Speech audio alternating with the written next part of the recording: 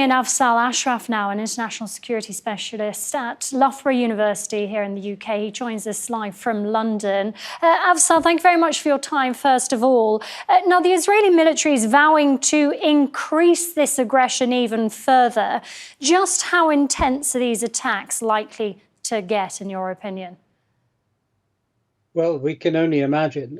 If they're saying that killing 550 people wasn't intense enough yesterday, then they can certainly double it. They can triple it, quadruple it.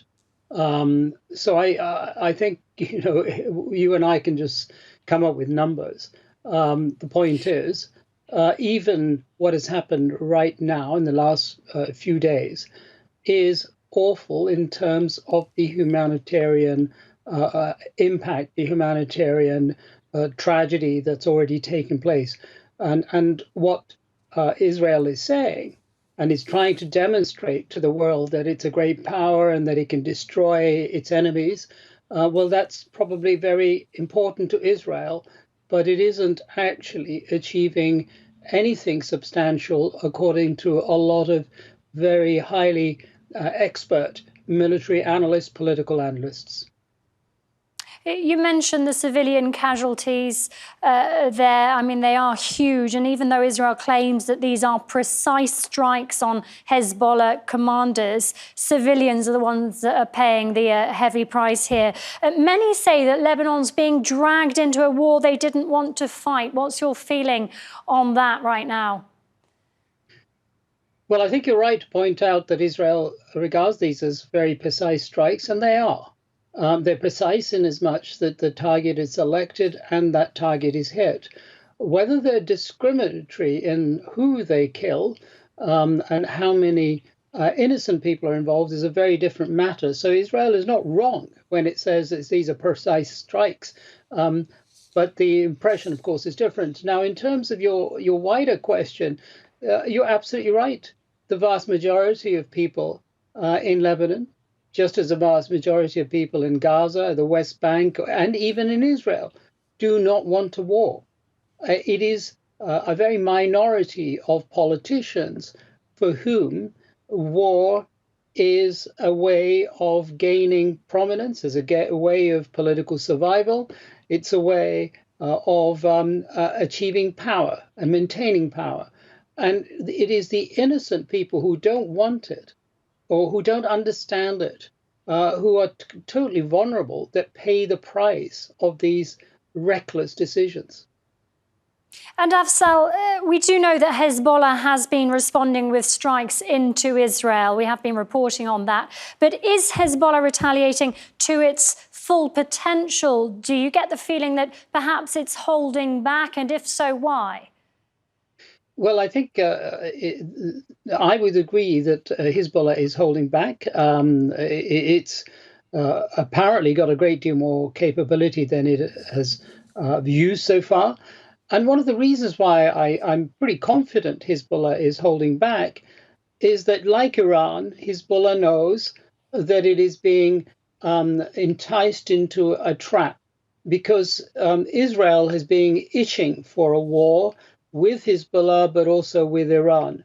And it is trying to provoke both of those organizations or countries into responding in a way that would legitimize its heavy responses. That just as the 7th of October terrorist attack that killed innocent Israelis has been used as a cover for the killing of now 41,000 and more people.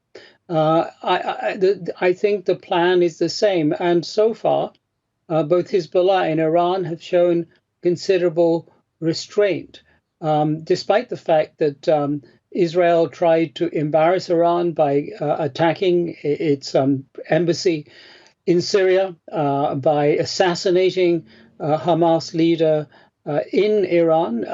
And it's done other things to try and provoke these organizations in this country into giving a response that would justify even greater, if you like, Israeli retaliation. And I think that we will see a point if this current situation continues, when the people involved in the command of Hezbollah will have to confront the situation that we describe in the sort of vernacular English, use it or lose it. In other words, they will have to use their military capability, their rockets, their greater, if you like, weaponry. Otherwise, it's going to be degraded through this bombing campaign. And so they will be forced to make a decision when they must retaliate in a much more forceful fashion. But of course, they do understand the second point, answer to your question is, they understand that when the exchange of missiles and bombs, they're not as effective, as powerful as Israel. What they're hoping for is that if and when a land invasion comes along, they will have the capacity, a better advantage on the ground, which they demonstrated several years ago when Israel last attacked Lebanon on the ground. They will be hoping for an advantage there. So there is a sort of a cat and mouse game going on here. But I think Israel's wider objectives go beyond Hezbollah. And I think the prize for it is enticing Iran into the conflict, by which it will also be able to entice the United States. And of course, that will lead to a very messy situation everywhere. Afzal, thank you very much for your thoughts here on TRT World. Afzal Ashraf for speaking to us live there from here in London.